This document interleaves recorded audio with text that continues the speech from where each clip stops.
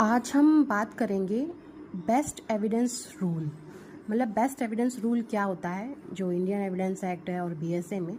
उससे पहले हम ये जानेंगे कि जो डॉक्यूमेंट्स होते हैं वो मतलब कौन से ज़्यादा अच्छे एविडेंस होते हैं। तो जो डॉक्यूमेंट्स हैं हमारे हैं वो बेटर देन ओरल एविडेंस, क्योंकि देखिए डॉक्यूमेंट्स जो होते हैं ना वो कभी झूठ नहीं बोलते। इंसान झूठ बोल देगा, लेकिन जो डॉक्यूमेंट में जो भी चीज़ें लिखी होती हैं, साइन होता है और सर्टिफाई होता है, वो कभी झूठ नहीं बोलता है। ये क्लियर करता है सेक्शन 64 BSA। ओरल एविडेंस भी दो तरह के होते हैं, डायरेक्ट एविडेंस और हियर से एविडेंस। डायरेक्ट एविडेंस होता है मैंने अपनी आंखों से देखा, कानों से सुना और मुझे तो किसी दूसरे ने बताया, मतलब सुनी सुनाई बातें। और जिसका बेस्ट एग्जांपल है न्यूज़पेपर वगैरह। और इसका एक एक्सेप्शंस भी है, जो डाइंग डिक्लेरेशन होता है उसको एक्सेप्शन माना गया है। ये क्लियर करता है सेक्शन 55 BSA। डॉक्यूमेंट्री एविडेंस होते हैं वो दो तरह के होते हैं, एक प्रिलिमिनरी प्राथमिक साक्ष्य, सेकेंडरी द्वितीयक साक्ष्य जिसे कहते हैं।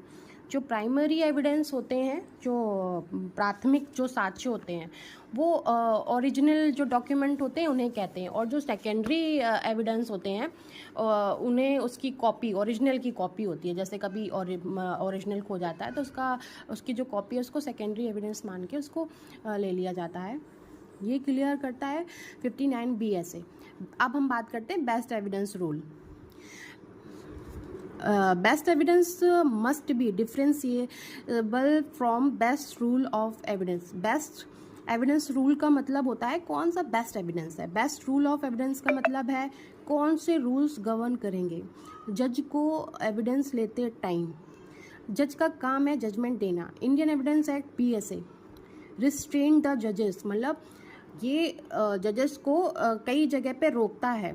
इंडियन एविडेंस एक्ट और BSA में एक गोल्डन मिक्सचर है, जुडिशियल डिस्क्रिशन यानी कि जज का विवेकाधिकार और जुडिशियल रिस्ट्रेंट, जहाँ पर जज को रोका जाता है कि ये आप यहाँ पे अपना विवेकाधिकार का प्रयोग नहीं कर सकते हैं, ये आपको मानना ही मानना होगा। ये basically best rule of evidence की ही बता रहा है।